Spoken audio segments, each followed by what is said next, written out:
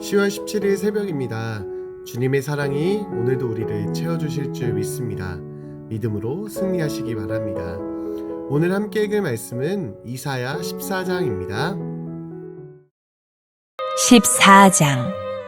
여호와께서 야곱을 긍휼히 여기시며 이스라엘을 다시 택하여 그들의 땅에 두시리니 나그네 된 자가 야곱 족속과 연합하여 그들에게 예속될 것이며 민족들이 그들을 데리고 그들의 본토에 돌아오리니 이스라엘 족속이 여호와의 땅에서 그들을 얻어 노비로 삼겠고 전에 자기를 사로잡던 자들을 사로잡고 자기를 압제하던 자들을 주관하리라. 여호와께서 너를 슬픔과 곤고와 및 내가 수고하는 고역에서 놓으시고 안식을 주시는 날에 너는 바벨론 왕에 대하여 이 노래를 지어 이르기를 압제하던 자가 어찌 그리 그쳤으며 강포한 성이 어찌 그리 패하였는고.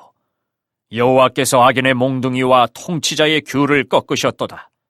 그들이 분내어 여러 민족을 치되 치기를 맞이 아니하였고 노하여 열방을 억압하여도 그 억압을 막을 자 없었더니 이제는 온 땅이 조용하고 평온하니 무리가 소리 높여 노래하는도다.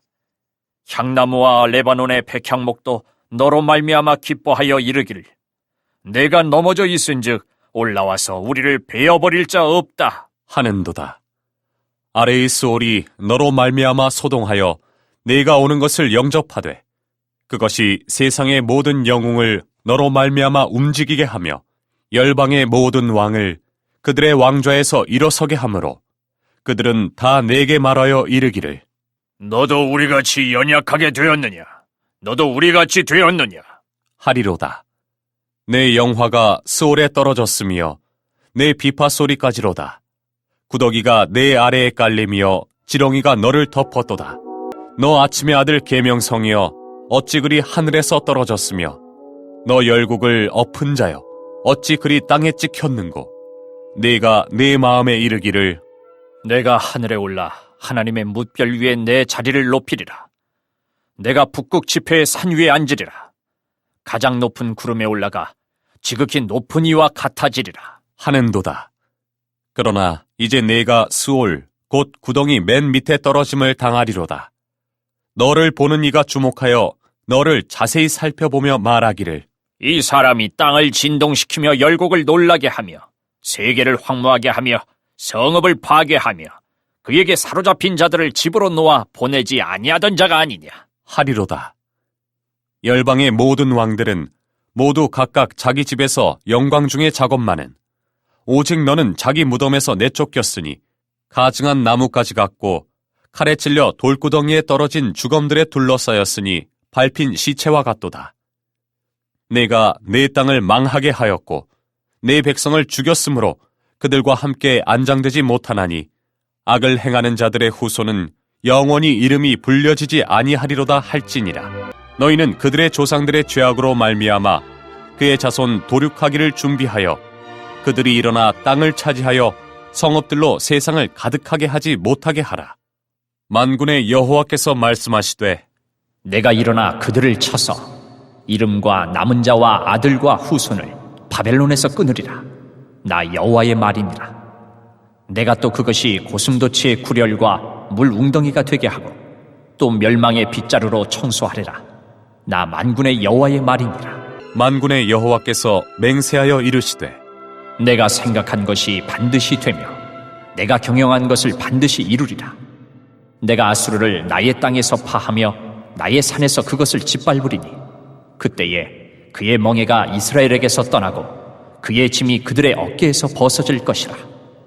이것이 온 세계를 향하여 정한 경영이며 이것이 열방을 향하여 편 손이라 하셨나니 만군의 여호와께서 경영하셨은즉 누가 능히 그것을 패하며 그의 손을 펴셨은즉 누가 능히 그것을 돌이키랴. 아하스 왕이 죽던 해에 이 경고가 임하니라. 블레셋 온 땅이여 너를 치던 막대기가 부러졌다고 기뻐하지 말라. 뱀의 뿌리에서는 독사가 나겠고 그의 열매는 날아다니는 불뱀이 되리라. 가난한 자의 장자는 먹겠고 궁핍한 자는 평안히 누우려니와 내가 내 뿌리를 기근으로 죽일 것이요 내게 남은 자는 살육을 당하리라. 성문이여 슬피 울지어다. 성읍이여 부르짖을지어다. 너 블레셋이여 다 소멸되리로다. 대저 연기가 북방에서 오는데 그 대열에서 벗어난 자가 없느니라. 그 나라 사신들에게 어떻게 대답하겠느냐? 여호와께서 시온을 세우셨으니 그의 백성의 곤고한 자들이 그 안에서 피난하리라 할 것이니라.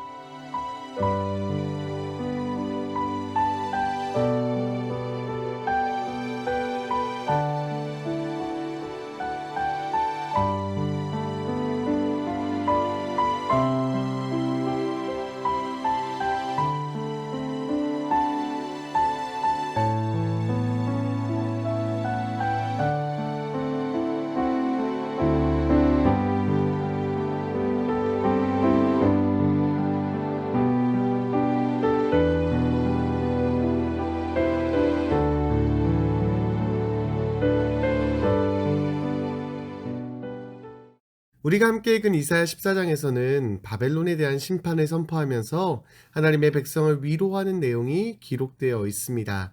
우리 14장 1절로 2절 말씀 다시 함께 읽어보겠습니다. 여호와께서 야곱을 긍휼히 여기시며 이스라엘을 다시 택하여 그들의 땅에 두시리니 나그네 된 자가 야곱 족속과 연합하여 그들에게 예속될 것이며 민족들이 그들을 데리고 그들의 본토에 돌아오리니 이스라엘 족속이 여호와의 땅에서 그들을 얻어 노비로 삼겠고 전에 자기를 사로잡던 자들을 사로잡고 자기를 압제하던 자들을 주관하리라. 아멘. 이 말씀에 보면 하나님께서는 야곱을 긍휼히 여기십니다. 그래서 이스라엘을 다시 택하여 그들의 땅에 두시겠다라고 선포합니다. 또한 그들을 본토로 돌아오게 하심을 예언하고 있습니다. 이처럼 하나님은 긍휼의 하나님이십니다. 하나님께서는 이스라엘 죄를 심판하십니다. 이스라엘 백성들을 진멸하시고 아수르와 바벨론의 손에 넘기시며 그 나무를 베으셨습니다. 그러나 하나님은 긍휼히 여기십니다. 그렇게 죄를 짓고 그렇게 넘어지고 그렇게 하나님의 말씀을 저버리고 그렇게 하나님의 마음을 아프시게 하였던 이스라엘 백성들, 그들을 심판하시기까지 진멸하신 하나님이시지만 하나님은 긍휼히 여기십니다. 이러한 하나님의 모습을 가리켜 이렇게 표현합니다. 사랑의 눈먼 주님. 하나님은 정말로 사랑의 눈이 머셨습니다. 이렇게 긍휼이 넘치십니다. 그러나 이러한 긍휼이 끝이 나는 시기가 있습니다. 그때는 바로 하나님의 심판대 앞에서입니다. 그때 하나님은 긍휼이 아닌 심판의 하나님이십니다. 즉, 우리는 하나님께서 긍휼을 베푸실 때 돌아서야 합니다. 죄악에서 돌이켜 주님의 길로 행해야 합니다. 우리 모두 주님의 긍휼을 누리는 자들 되시기를 간절히 소망합니다. 이렇게 회복을 선포하고 3절에서부터는 바벨론 왕에 대한 예언이 이어집니다. 우리 3절 말씀 함께 읽어보겠습니다. 여호와께서 너를 슬픔과 곤고와 및 내가 수고하는 고역에서 놓으시고 안식을 주시는 날에. 아멘. 하나님께서 슬픔과 곤고와 수고하는 고역에서 놓으시고 안식을 주실 것임을, 그날이 올 것임을 예언합니다. 유다의 회복이 일어날 것을 예언하는 것입니다. 우리는 주일 설교를 통하여 절망은 유한하지만 소망은 무한하다는 것을 깨닫게 되었습니다. 유다는 많은 아픔과 고통 가운데 있습니다. 나라는 망하게 되었고 황폐하게 되었으며 사람들은 포로로 끌려갔으며 뿔뿔이 흩어지게 되었습니다. 그러나 그날에 주님께서 회복시킬 것임을 선포하는 것입니다. 그날은 회복의 날이며 모든 것이 새롭게 되는 날이며 다시금 살아나는 날입니다. 혹시 절망의 터널 가운데 있으신 분이 계십니까?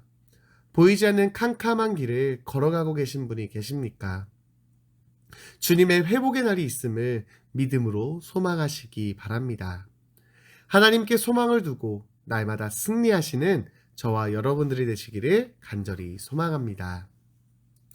이처럼 이스라엘에게는 이 날은 기쁨의 날입니다. 그러나 바벨론 왕에게는 굴욕이 일어나는 날입니다. 바벨론 왕은 압제가 그치게 될 것이며 강포한 성은 패할 것입니다. 하나님께서 악인의 몽둥이와 통치자의 귀를 꺾으실 것입니다. 이에 온 땅은 조용하고 평온하며 무리는 소리 높여 노래함을, 평화가 찾아옴을 선포합니다. 그러나 그렇게 강하던 바벨론은 연약하게 되며 그의 영화는 수올에 떨어져 구덩이를 깔게 되고 지렁이를 덮게 됩니다. 그리고 12절에서 23절은 바벨론 왕에 대한 조롱의 이야기가 기록되어 있습니다. 바벨론 왕을 계명성에 비유하면서 이것은 그가 신적인 위치에서 행하였던 모습을 조롱하고 있는 것입니다.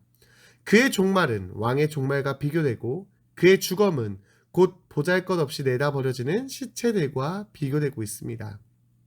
그리고 행악자의 자손으로 비하하면서 미래에 기억될 희망도 없다라고 이야기합니다.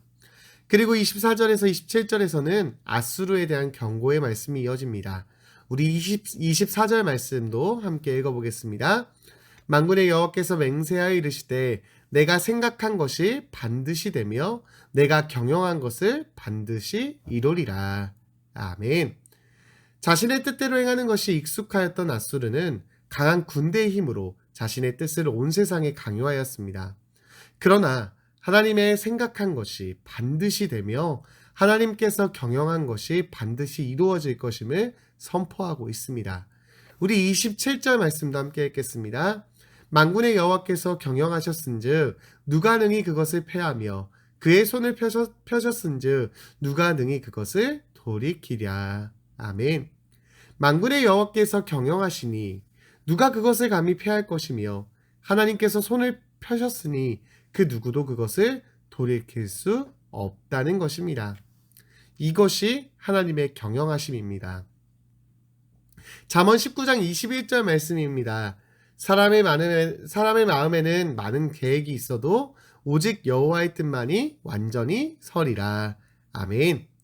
사람이 아무리 많은 계획을 세우고 아무리 훌륭한 경영을 이룬다 하여도 아수르가 비록 힘이 강하고 그가 그 경영을 이룬다 할지라도 오직 하나님의 뜻만이 완전히 서게 됩니다. 하나님께서 경영하시니 그 누구도 패할 수 없으며 하나님께서 손을 펴시니 그것을 돌이킬 자는 없습니다.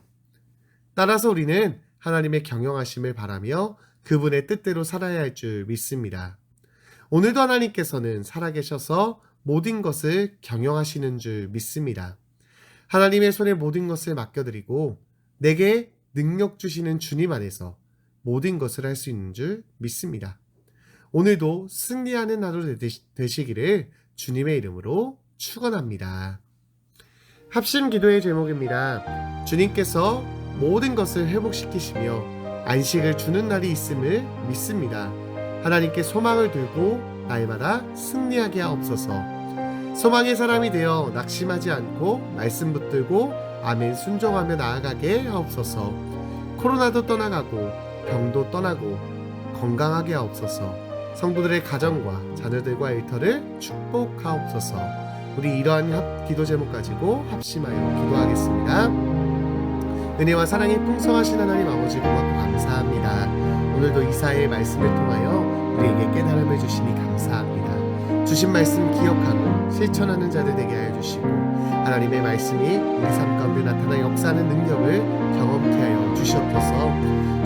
주님의 날에 모든 것이 회복되며 하나님께서 안식을 주시는 날이 있는 줄 믿습니다. 그 날을 우리가 날마다 소망하며 소망의 하나님께 우리가 날마다 간절히 바라고 구하며 승리하는 삶 살아가게 하여 주시옵소서. 소망의 사람이 되게 하시고 낙심하지 말며 날마다 말씀을 붙들고 아멘 순종하며 주님을 따르는 자들 되도록 주님 우리의 걸음을 축복하여 주시옵소서. 코로나도 떠나가게 하시고 병도 떠나가게 하시며 건강하게 하옵소서. 성도들의 가정과 자녀들과 일터를 축복하사 주님 날마다 함께하여 주시옵소서. 오늘 우리들의 삶도 주님께서 붙드사 동행하실 줄 믿습니다. 온전히 주님의 뜻을 이루는 오늘 우리들의 삶이 되도록 축복하여 주시옵소서. 감사합니다. 예수님의 이름으로 기도드렸습니다. 아멘.